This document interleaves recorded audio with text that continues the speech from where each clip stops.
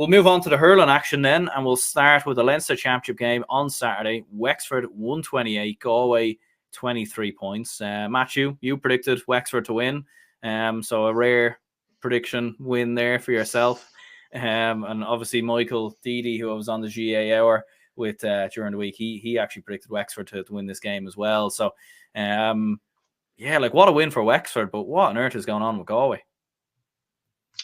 It's $1 billion question, and the reason I said Wexford to win this game was number one, because they have the capacity to produce a performance against a Galway or Kilkenny after losing to Antrim or Westmeath or Carlow, because that's just Wexford's DNA. I don't know how they do it more than anything. But another reason, Galway were just so underwhelming last week against Kilkenny.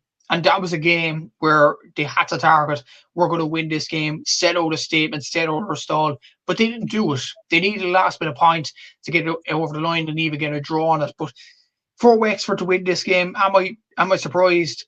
I'm not really looking at the result and all that. But when you look at the context of the game, and Wexford were down to 14 men after Keith Berg getting sent off, and for Galway to actually lose more ground and gain it in that time, like, I'm actually surprised at that.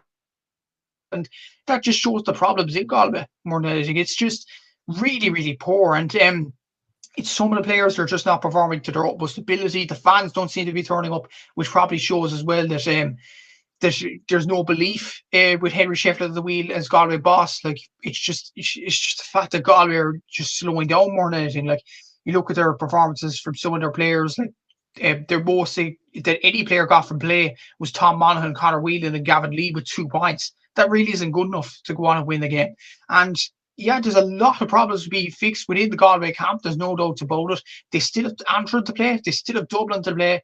And they still have, Antrim and Dublin, I think, the last 2 games that they have to play. So, like, there's no guarantee that Galway will come out with easy wins in those games. Look at that performance. So, there's reasons to be concerned from a Galway point of view. But as for Wexford, it's a really good performance. And what I would say about them, like, it was just against Dublin and Antrim, it was a last minute kind of collapse. Like, Dublin scored 2 late goals to get a draw at Wexford Park, and the Antrim game, it was just poor the last few minutes, allowing 2 goals to go in so easily. But what I will say about Wexford, they have shown glimpses in the league and in the championship that they are making progress. Like Dee Shane in particular, Rory O'Connor was exceptional in this game, scoring 1-6 from play and a brilliant goal, well taken as well. Keane Bird, before he got sent off, was a key figure in this game as well. And really good performance for Wexford more than anything, and a good win for Keith Rossiter to get his first championship win of his tenure in charge. And yeah, it's a big win for them, big confidence booster to get. And for Galway, as you said, where do they go from here? Like, it's disaster after disaster for Henry Shefflin. And it looks as if now this tenure of Henry Shefflin being the Galway hurling manager is coming to a complete and utter standstill more than anything. Yeah, and we'll get to that maybe in a few minutes. But looking at Wexford, first of all, like, I mean, how is it that Wexford keep doing this stuff? Because, like, last year they lost to Westmeath, and then they went out and beat Kilkenny a week later, and now they've obviously lost to Antrim, and now they've gone out and beat Galway in for the first time ever in the championship, or for the first time in 28 years, but the first time obviously since Galway came across to Leinster. So, I mean, just mental how Wexford keep doing this. Like, what is it, do you think, that they can't do against Antrim that they can do against Galway? Because, like, not to take anything away from Antrim, but I think we would all say that Galway are a better team than Antrim, you know, based off of what we've seen from recent years. So how is it that Wexford managed to keep doing this? It's just belief more than anything. And it's just, I think, honestly, I just think that Wexford kind of going the games against Antrim or Westmeath or any other small side, say an Offaly or somewhat, that it's just that Wexford kind of, you know, drop the ball a bit.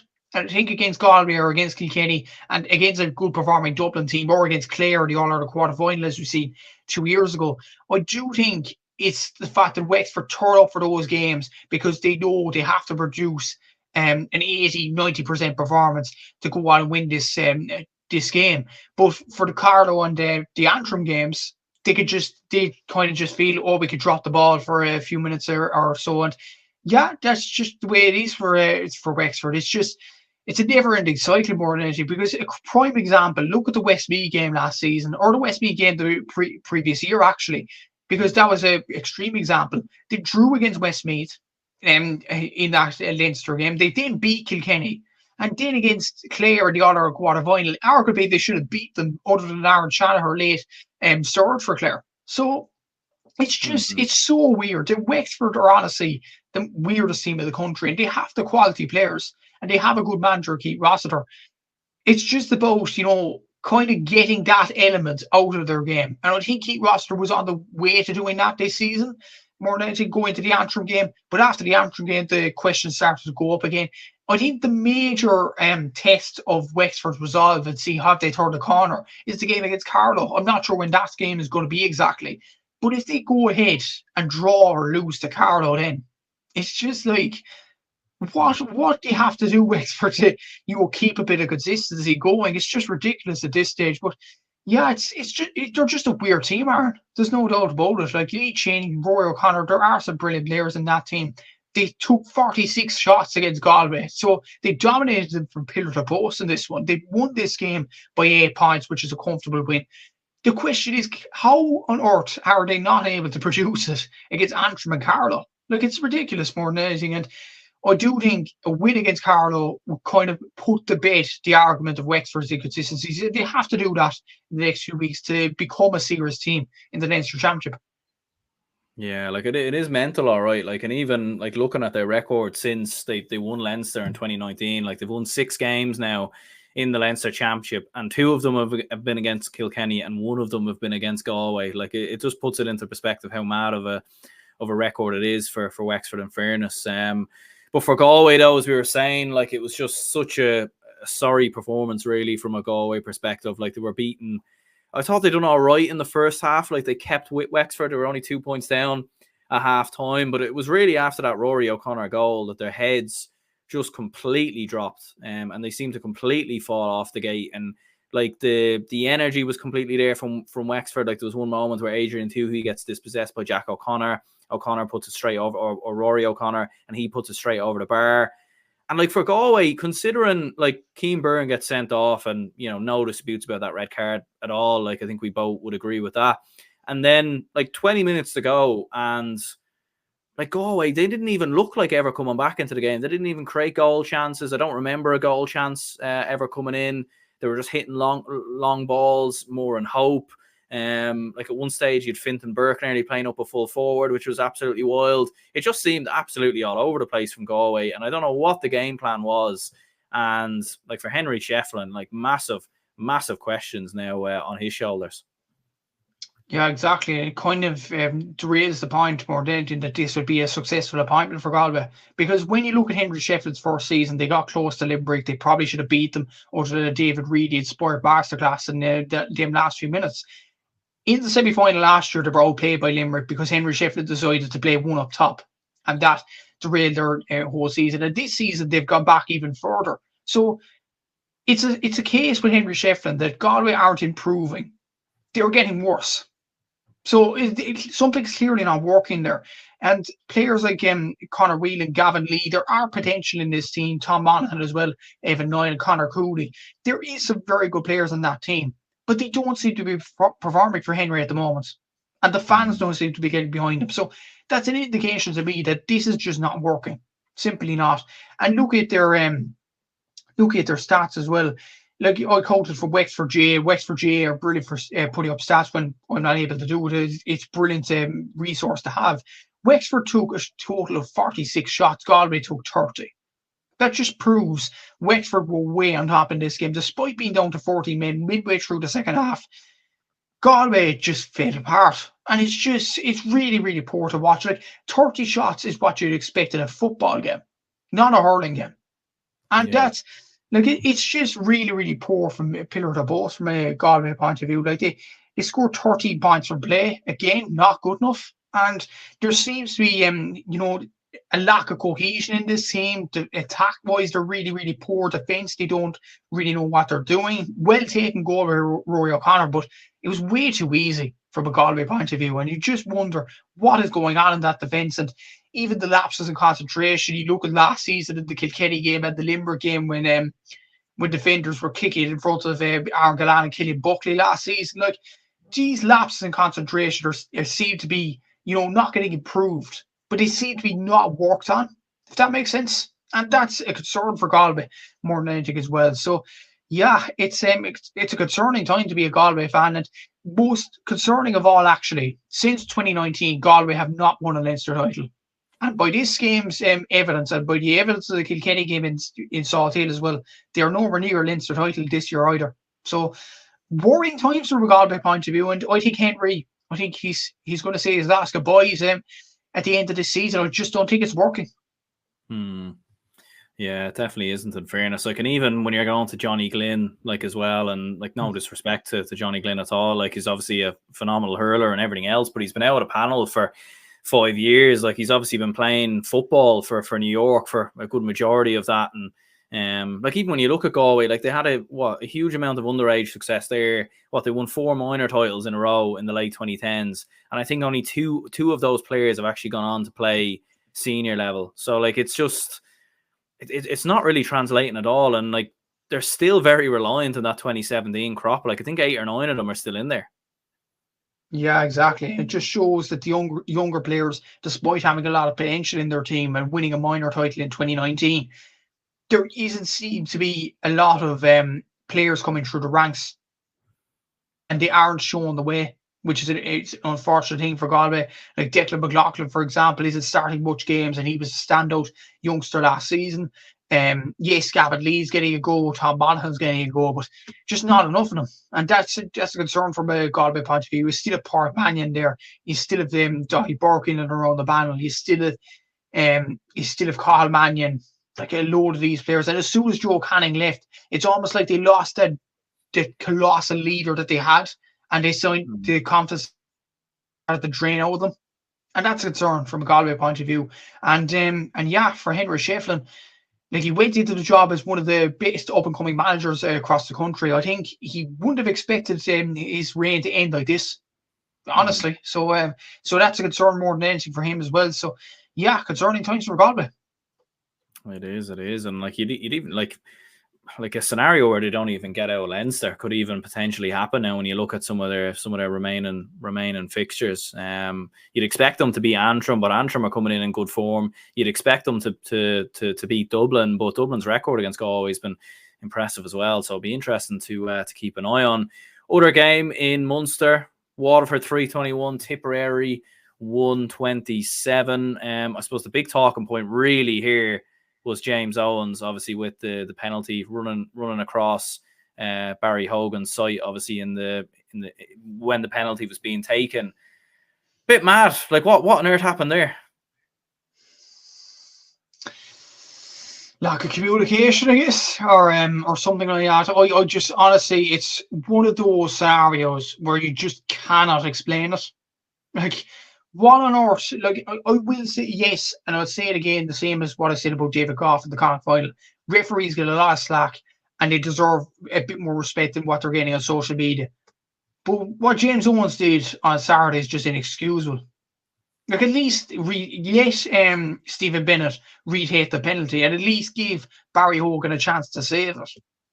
Like, you wonder, what is he actually doing running across the goal? He's in a good position as it is. Yeah, like, he could just take a few steps back, and yeah.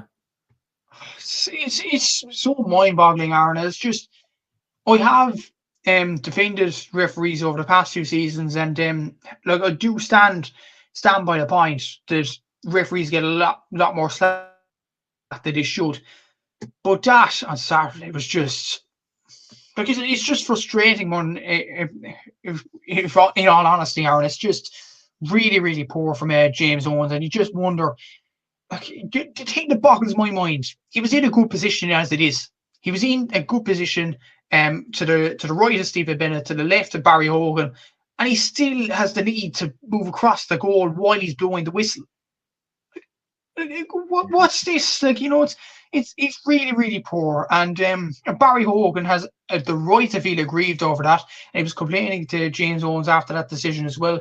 And there was actually I rewatched the game now today because I was watching the under-20 game on Saturday and did stats on it and stuff like that. But I noticed the other incidents as well while watching it. The Mikey Kiley incident that did yield the penalty, there was a similar incident down the other end with Mark Kehoe and the Waterford defender that wasn't given.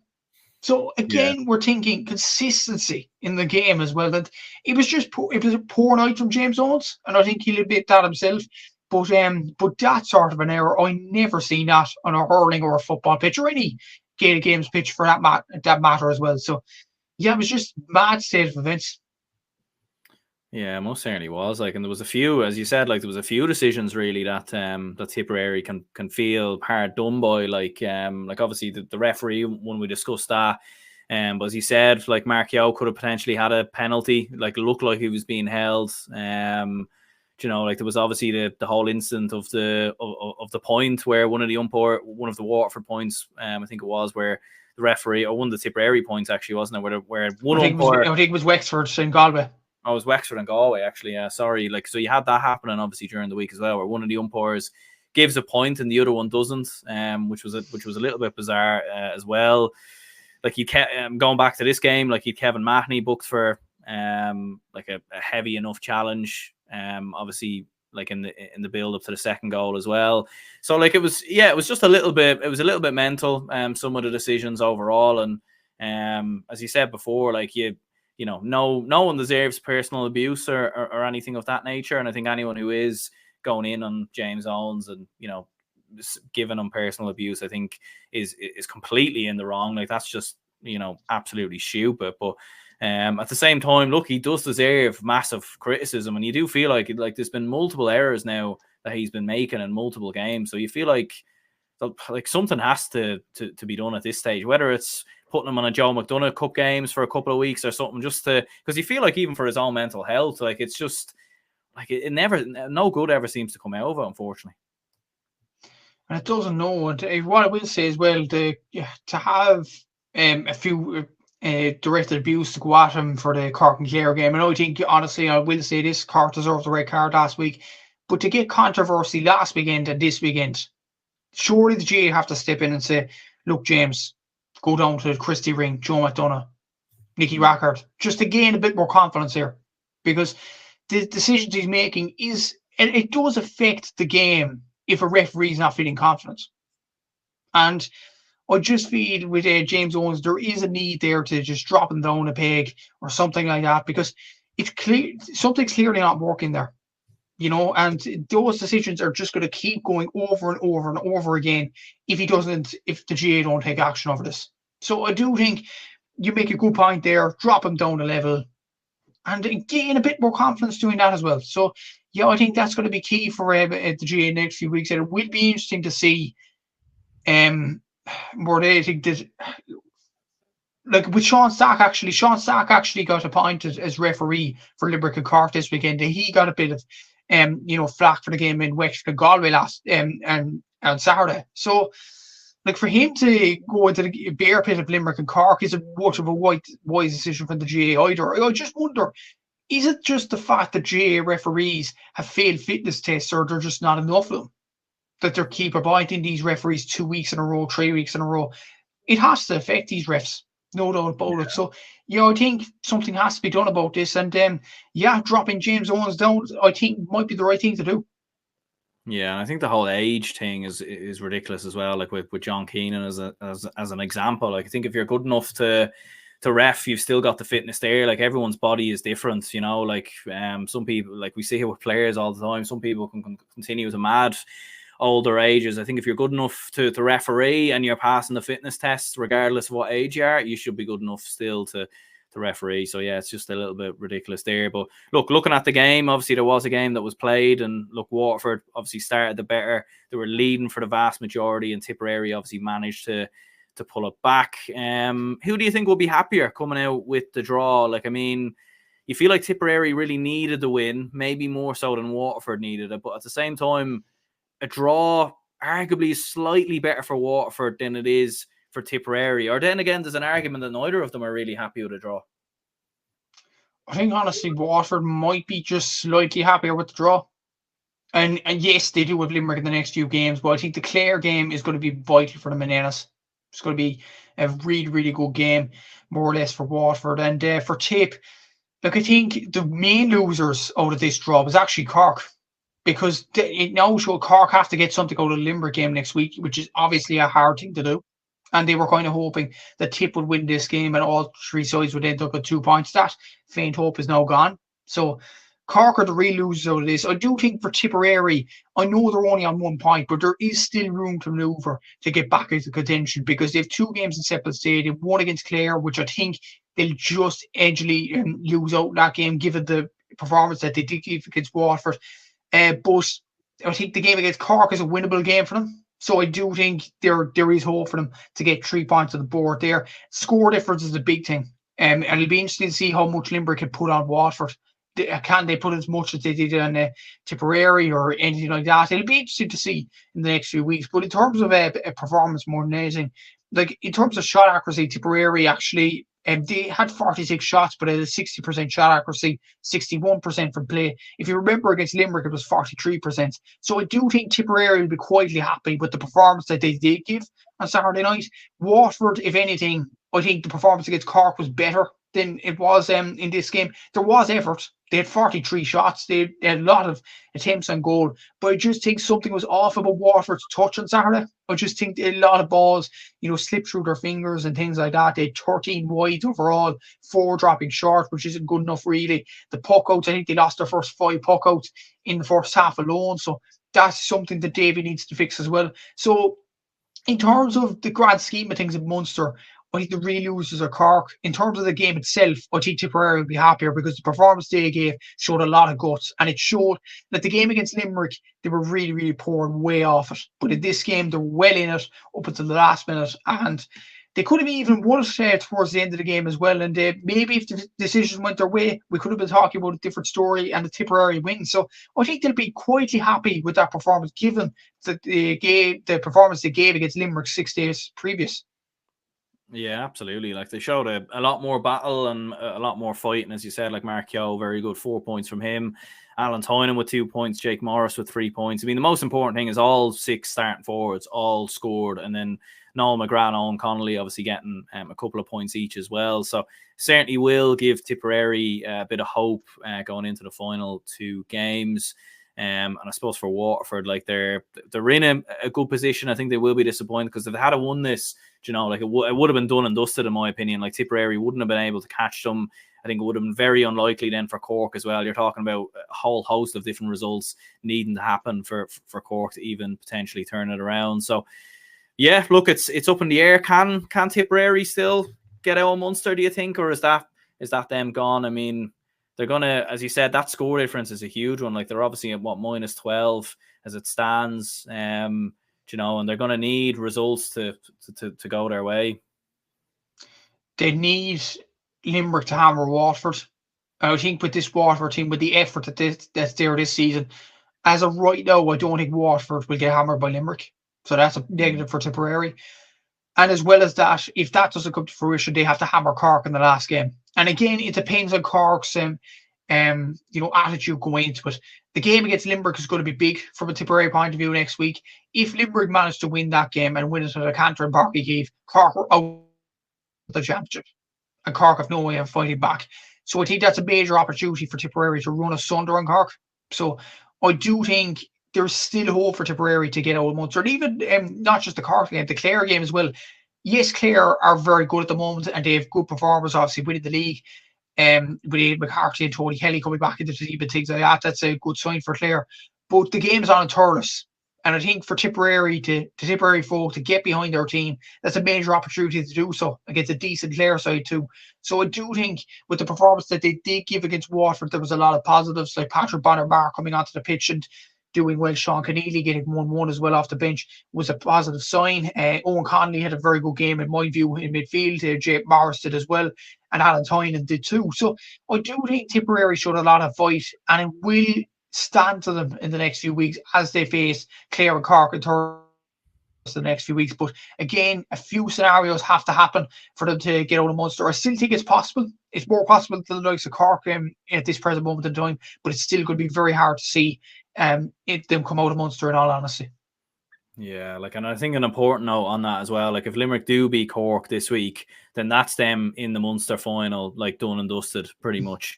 And could they take their eye off the ball against Waterford? Do you know what I mean? Like it could happen, and it could maybe allow Waterford. So like at this moment in time, I'd probably go Limerick, Clare, Waterford. But I think unfortunately, I don't know. Like I think Cork are a better team than Tipperary, but I think Tipperary's draw with Waterford gives them a better chance. But we'll have to obviously wait and see what goes into the final couple of games. Looking at the Joe McDonagh, I suppose the one that everyone was keeping an eye on was the Kerry and Laois game. It finished Kerry 18 points, Laois 125. Laois, I think, were 1-4 to a point up after the opening 10-15 minutes. No real way back for Kerry after that. So look, fair play to Laois. This was a banana skin, really, given what Kerry had done to Westmeath, and they got over the line. Yeah, a good win away from home for Laois more than anything. Like Yard Dunphy scoring 11 points was big for them. Tomas Keys hitting the 1-1, crucial 1-1 in this game, and that's a 100% record now for Laois, keeping on going. They won the Division 2A crown, deservedly so, in the Alliance League, and now they've carried on their form to this, and they beat Carlow in that Division 2A final as well. So I do think they're going on along really, really nicely, beating Offaly, beating Kerry, and they still have Westmeath to play, but I think at third form, Laois should be favourites for that as well. So, yeah, I think Laois, looking at this win over Kerry, I think they're over the hills and far away. They're into the Joe McDonagh Cup final.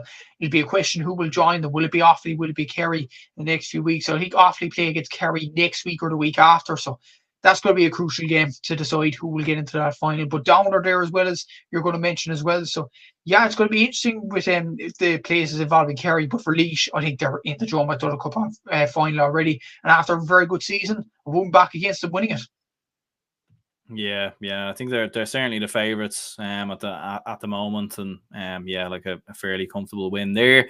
Offaly, fairly convincing win for them as well versus Meath, 5-31 to 3-16. Very convincing from an Offaly perspective, and unfortunately for Meath, it does look like they're heading back to the Christie Ring. Yeah, and some good goals in this game from Killian Sampson. He hit 1-2. Charlie Mitchell with 1-7. Dan Burke 1-3. Adam Screeney coming off the bench from injury, scoring 1-1 as well. So good win for Offaly, and Oisin Murphy getting a goal as well. So decent win for Offaly. But what I will say about Meath, yes, I think they are going out of the Christie Ring Cup, and they will be missed from the Joe McDonagh. It's just a shame how this season has transpired for them. But Nicky Potterton for Meath, he scored a total of 2 goals and 5 points. So that deserves a lot of praise, in fairness to from a Meath point of view. But a good win for Offaly nonetheless. Absolutely, yeah. And I think the big one for Meath is Westmeath next week, because if Meath were to win, they'd actually go above Westmeath, which sounds a little bit mental. This one finished as a draw, down 3-19. Westmeath 125. Westmeath have fallen massively off, but to be fair, you have to give huge credit to Down.